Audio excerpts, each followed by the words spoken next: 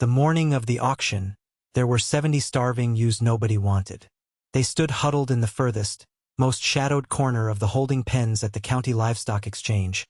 a tangled mass of matted fleece and protruding ribs that seemed to absorb the dim morning light without reflecting any of it back. The air in the auction barn was thick with the familiar, heavy sense of diesel exhaust, sweet feed, nervous sweat, and damp manure, but around this particular pen, there hung a quieter, more desperate smell, the smell of animals that had already begun to give up on the world. They were an assorted mix of forgotten breeds, their wool stained with the mud of a neglected winter and their heads hanging low, eyes dull and unseeing as the noisy, vibrant commerce of the agricultural world swirled obliviously around them. Buyers in heavy canvas jackets and mud-caked boots walked briskly past their enclosure, their eyes locked on clipboards or their attention given to the prime, thick-muscled cattle and the lively, well-fed lambs in the adjacent runs. No one stopped to look at the 70 ewes, save for an occasional passing glance that registered nothing but dismissal, the kind of look a man gives to a rusted piece of machinery abandoned in a ditch, a thing whose usefulness has long since evaporated into the unforgiving air of rural economics. The auction yard was a place that worshipped vitality and immediate return on investment, a concrete and steel cathedral where the worth of a living creature was calculated in fractions of a cent per pound, and by every metric known to the men who gathered there,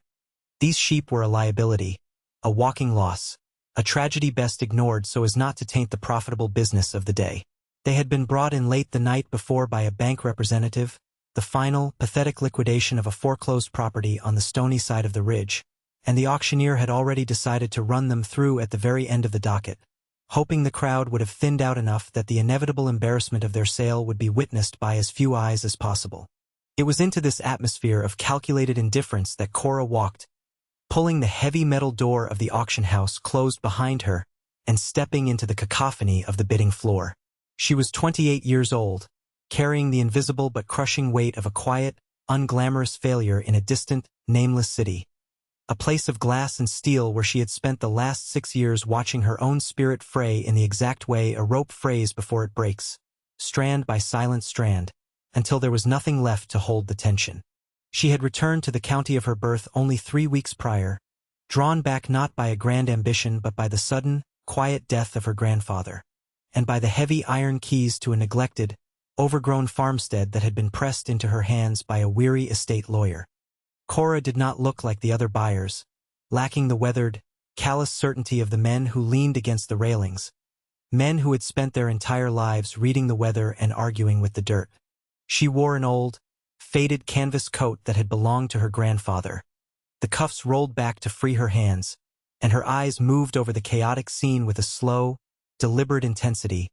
processing the noise and the movement not as a participant, but as an observer trying to decipher a language she had forgotten she knew. She walked past the pens of gleaming, black-hided steers that drew crowds of nodding, whispering cattlemen, past the groups of plump, bleating lambs that sparked rapid-fire bidding wars, and she kept walking until she reached the shadowed back corner where the air grew still and the 70 ewes stood in their silent, collective misery. She did not merely glance at them and walk away. Instead, she stopped, wrapped her hands around the cold steel of the gate, and stood there for a long time, longer than seemed reasonable to the few yard hands who happened to notice her. She watched the way their flanks heaved with shallow, labored breaths, the way they leaned against one another not for warmth, but for the simple mechanical support of another body, and she looked at the shape of their hooves, overgrown and curling like the toes of a neglected fable. She stood there for the better part of an hour, letting the noise of the auctioneer's chant fade into a distant drone, entirely absorbed in the study of these ruined creatures, seeing something in the angle of their jaws and the width of their hips that defied the obvious narrative of their starvation.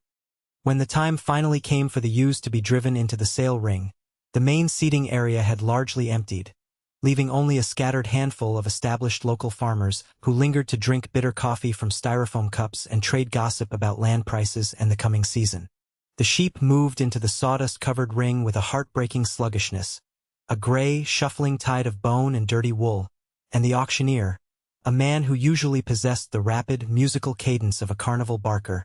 let his voice drop to a flat, apologetic monotone as he gestured to the pen. He asked for $10 a head, a pitiful starting bid, and was met with absolute, echoing silence. A quiet so profound that the scratching of a rat in the rafters could be heard over the hum of the ventilation fans. He dropped the ask to $5, then to $2, his eyes scanning the remaining faces in the crowd,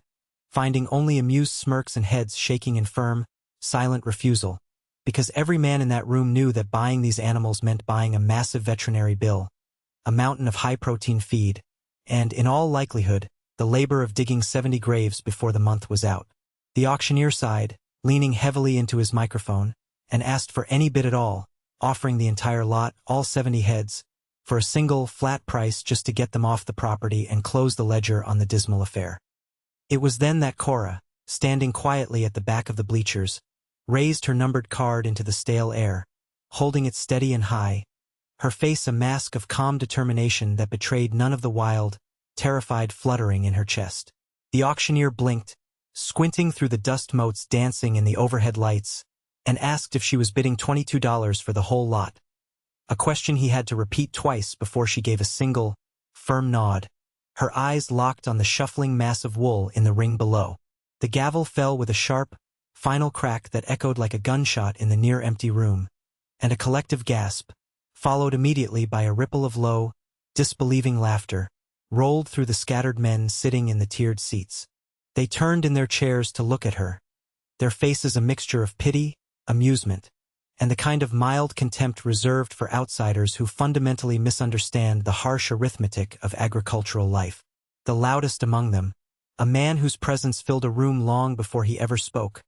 pushed himself up from his seat and leaned heavily on the metal railing, a broad, mocking smile spreading across his ruddy, wind-burned face. This was Mr. Thomas Vance, a man who farmed 3,000 acres of prime river-bottom land with a fleet of green tractors that cost more than most houses, a man who believed that the earth was a thing to be conquered with anhydrous ammonia and sheer, brute horsepower. He was the undisputed king of the county's agricultural hierarchy,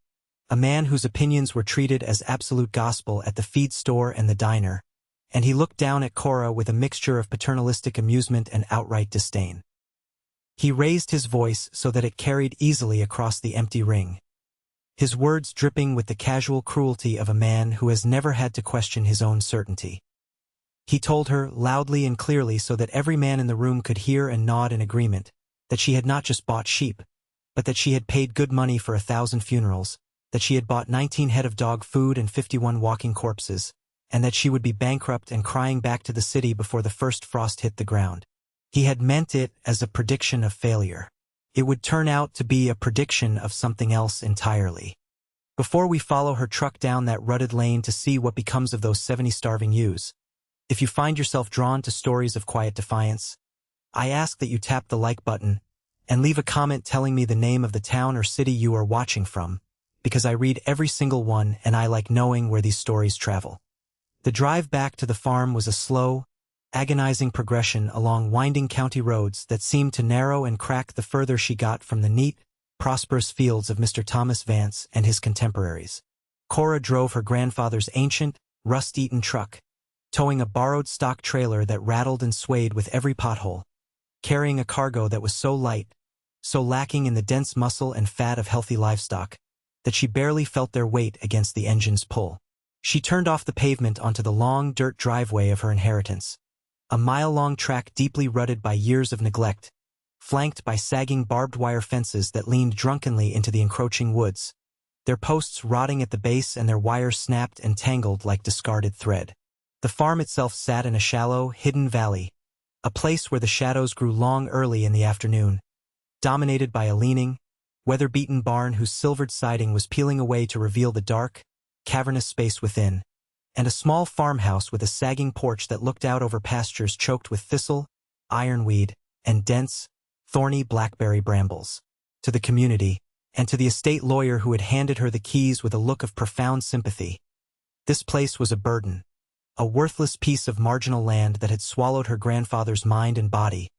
a property that was good for nothing but a quick sale to a timber company or a hunting syndicate. But as Cora parked the truck and stepped out into the absolute, echoing silence of the valley, she did not feel the crushing weight of a burden. Instead, as she looked at the overgrown fields and the dark line of the timber, something in her had settled, like water finding its level after a long and turbulent flood. She did not immediately begin to unload the sheep, nor did she rush into the house to unpack her meager belongings. She simply walked the perimeter of the holding pen near the barn, feeling the texture of the soil, smelling the damp, decaying leaves, and letting the quiet rhythm of the land wash over the lingering, frantic noise of the city that still echoed in her skull. She had no grand, sweeping plan, no influx of capital to buy heavy machinery, and no desire to force this wild, overgrown place into the neat, sterile grids of conventional agriculture. She only knew that she had an obligation to the memory of the man who had loved this land, and a desperate, quiet need to do work that meant something, work that left a physical mark on the world, even if that mark was as simple as a mended fence or a healthy animal. She finally opened the trailer gate and watched as the 70 ewes stumbled down the ramp, their hooves clicking softly on the packed dirt, a ragged, miserable flock that gathered in the center of the pen and stood perfectly still, waiting for whatever new misery the world had prepared for them. Cora spent her first weeks on the farm doing work that was entirely invisible to anyone who was not paying attention, a slow, grueling process of observation and minor corrections that would have driven a man like Mr. Thomas Vance to madness. She did not buy expensive, pelleted feed to force weight onto the starving ewes, knowing that their shrunken stomachs could not handle the sudden richness. Instead, she fed them measured, tiny amounts of high-quality alfalfa hay, sitting on an overturned bucket in the pen for hours, watching how each animal ate, noting which ones pushed to the front and which ones hung back in the shadows. It was during these long, quiet evenings, after the sun had dipped below the ridge and the chill of the valley had settled into her bones, that she began to explore the interior of the farmhouse, moving through the dusty, silent rooms that still smelled faintly of pipe tobacco and old wool. In the corner of the attic, hidden beneath a pile of moth-eaten blankets and broken picture frames, she found a heavy, brass-bound trunk, and inside that trunk, carefully wrapped in oilcloth, was a collection of thick, leather-bound ledgers, their pages yellowed and stiff with age. These were her grandfather's notebooks, decades of meticulous, handwritten records that went far beyond the simple accounting of profit and loss, reading more like the field notes of a man studying something you love, a man trying to decipher the complex, living language of the soil and the seasons. She sat by the light of a single, flickering bulb and read through the night, tracing the slanted, precise loops of his handwriting as he detailed the exact dates the wild plum trees blossomed, the specific patterns of the frost in the lower pasture, and the intricate, shifting dynamics of the native grasses that grew on the hillsides. She found pages dedicated to the behavior of his livestock, observations on how they moved as a flock, how they reacted to changes in barometric pressure, and how their grazing habits affected the deep, hidden architecture of the soil's root systems. As she read, a recurring, heavily underlined phrase began to appear in the margins of the pages, a central thesis that seemed to guide every decision he had ever made on the farm. The ground remembers. He wrote about how the soil holds the memory of every drought, every flood, every heavy hoof, and every application of chemical salt, and how the only way to build true resilience was to work at the pace of biology, not the pace of industry, to rely on patience rather than force. He wrote, with a quiet, fierce conviction, that debt is a man telling the future what it has to do, and that true freedom on the land came from refusing to borrow against tomorrow to pay for the mistakes of today. Realizing that she held the key to surviving in this valley, but lacking the practical, physical experience to translate the written words into action, Cora knew she needed to speak to the only person left alive who had understood her grandfather's mind. The next morning, she drove to a small, neat house on the edge of town to visit her great-aunt Martha, a woman in her late 80s who wore practical men's clothing, kept her gray hair cut ruthlessly short, and possessed a mind as sharp and unforgiving as a newly ground axe. Martha sat on her porch, snapping green beans into a tin bucket with a rhythmic, mechanical precision, and listened in absolute silence as Cora explained the purchase of the 70 ewes, the mockery at the auction, and the discovery of the leather-bound ledgers in the attic. When Cora finished, expecting a lecture on the foolishness of her actions, the old woman simply stopped her snapping, looked out across the road with eyes that had seen a century of weather and human folly, and delivered a single, terse piece of advice. She told Cora not to worry about the ones that looked the weakest or the ones that fought the hardest at the hay feeder, but to go home and buy the ones that stood in the middle of the pen, the ones that watched, the ones that conserved their energy, because survival is not about fighting the environment, it is about enduring it. Armed with this ancestral knowledge and the quiet blessing of the living elder,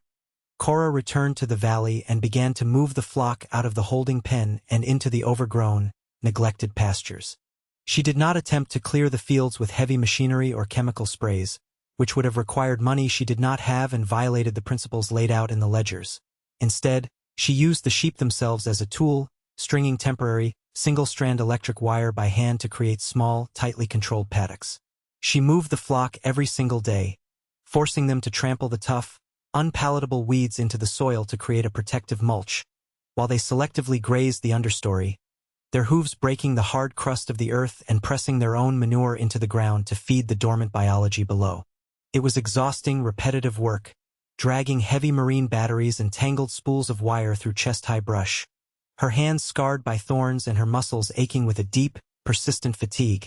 but she did it with a quiet, unyielding discipline. She watched the ewes closely, noting the subtle changes in their posture, the slow, gradual filling out of their hollow flanks, and the way the dull, dead look in their eyes began to be replaced by a calm, alert intelligence as they remembered how to be a flock.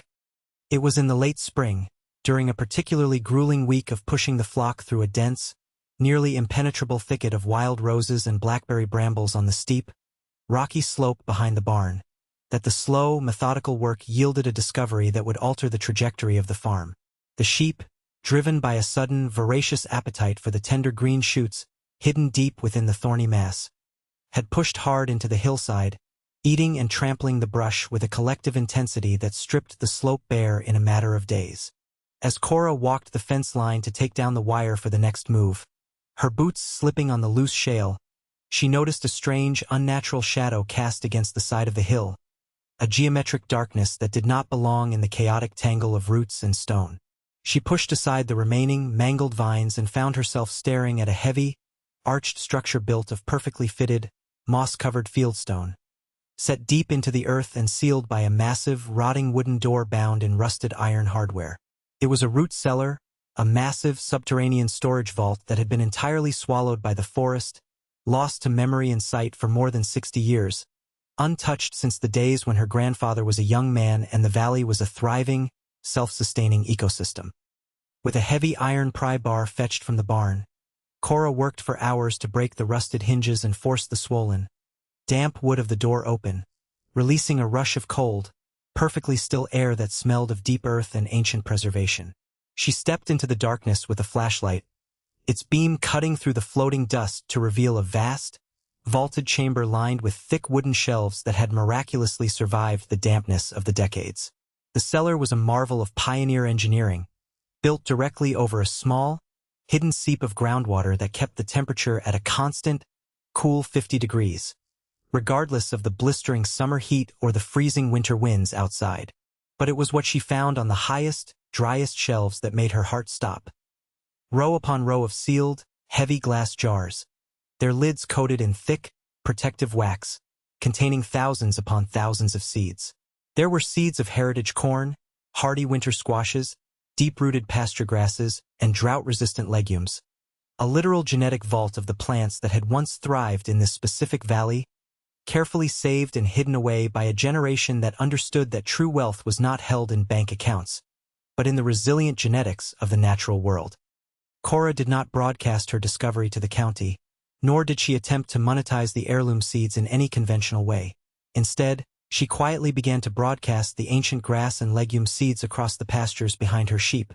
letting the hooves of the ewes press the genetics back into the soil where they belonged. The work remained mostly invisible to anyone who was not paying attention, and in the bustling, brightly lit aisles of Elias Pratt's feed store, which served as the county's true circulatory system for gossip and judgment, her efforts were still a source of profound amusement. Mr. Thomas Vance, flanked by his lieutenants, men who leased his land and echoed his opinions, would lean against the counter sipping coffee and asking Cora, with a thick layer of false friendliness, how her little petting zoo was doing, or if she had managed to teach those walking skeletons to sing for their supper yet. Cora never reacted with anger or defensiveness.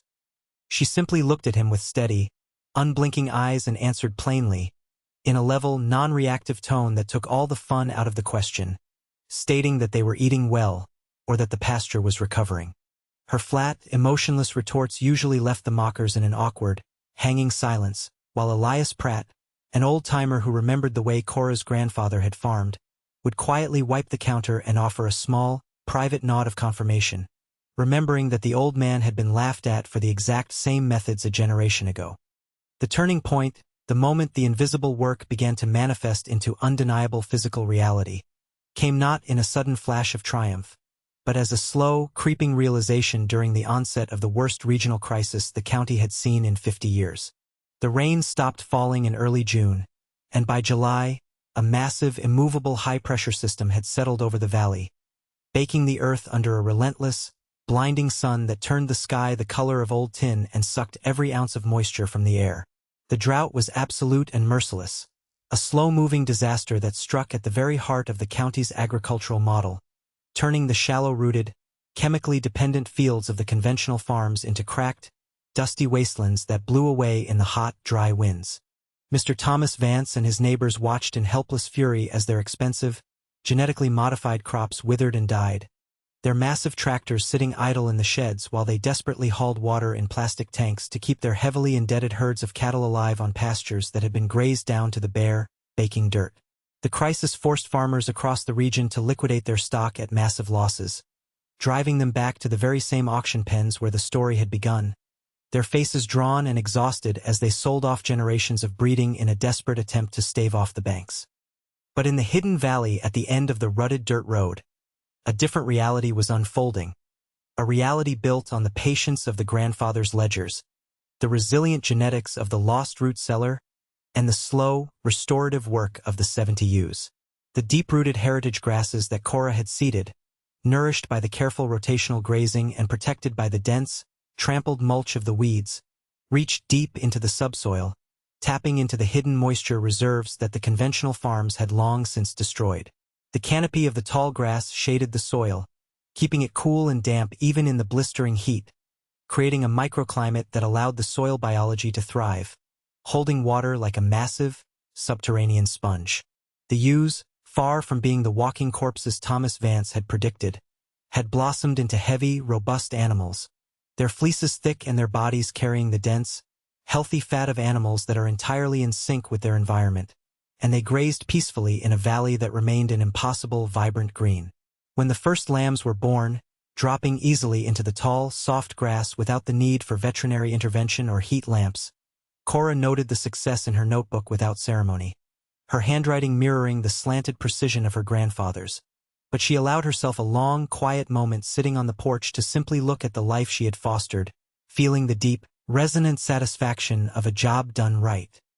It did not take long for the rumors of the Green Valley to spread through the drought-stricken county,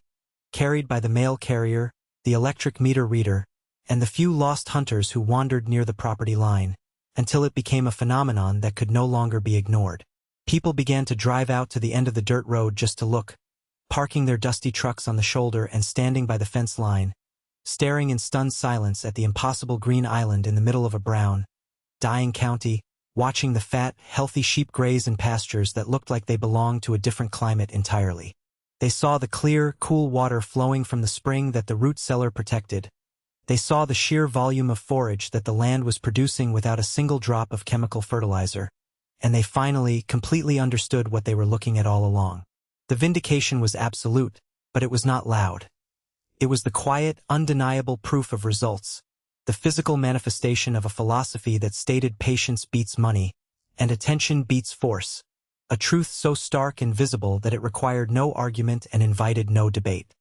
The shifting of the tides culminated on a late Tuesday afternoon,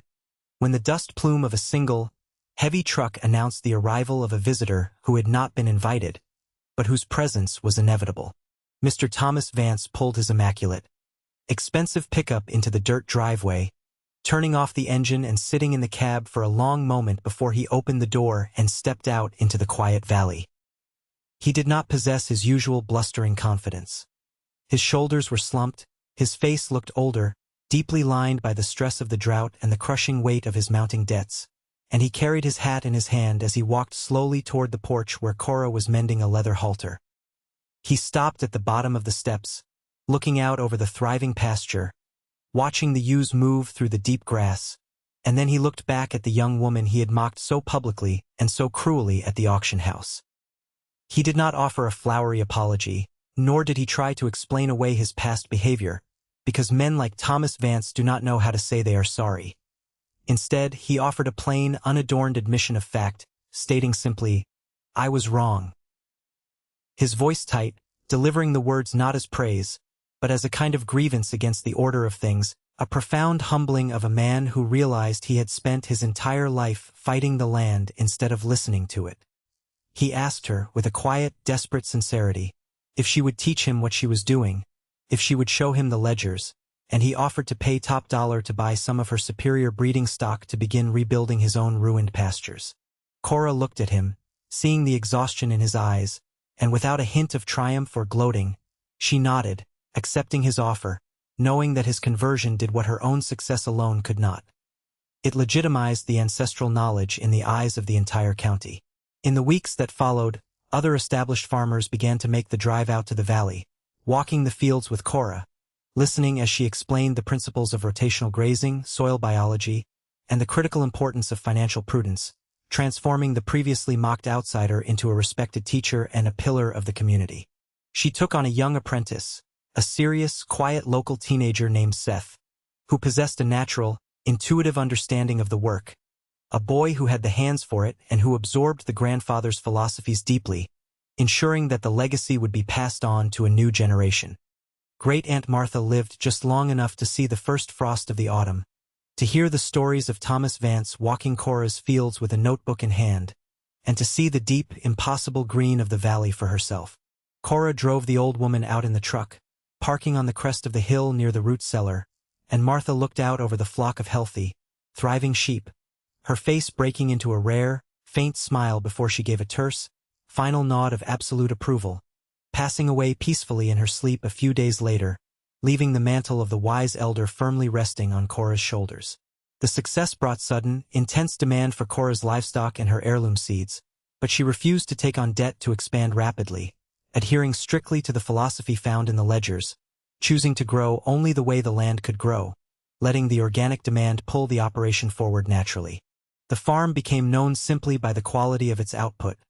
the meat and the wool possessing a fundamentally different, superior quality that tasted and felt of the land itself, a physical testament to the holistic, patient methods that had resurrected the valley. The story came full circle a year later, on a cold, bright morning at the county livestock exchange, in the very same building where the 70 starving ewes had been sold. Cora stood near the front of the ring, watching as a small group of her own prime, grass-fed yearlings were run through the auction, their thick fleeces gleaming and their bodies dense with healthy muscle. The auctioneer's chant was rapid and excited, the bids flying fast and high, and as the gavel fell for a record price, Cora caught the eye of Thomas Vance across the room, who gave her a slow, respectful nod. This time, no one laughed. The community understood the profound value of what she had seen in the rejected thing, realizing that the underdogs triumph not by fighting the system on its own terms, but by changing the game entirely. It is a truth as old as the dirt itself, that the rejected thing is the valuable thing when you know how to read it, that patience beats money, that attention beats force, and that true worth does not need to argue, because in the end, it simply proves itself. Share it with someone who feels they are not worth much. Tell me about the thing in your own life that everybody laughed at. The small stubborn thing you kept on with anyway. I read every comment. Every one. I will read yours.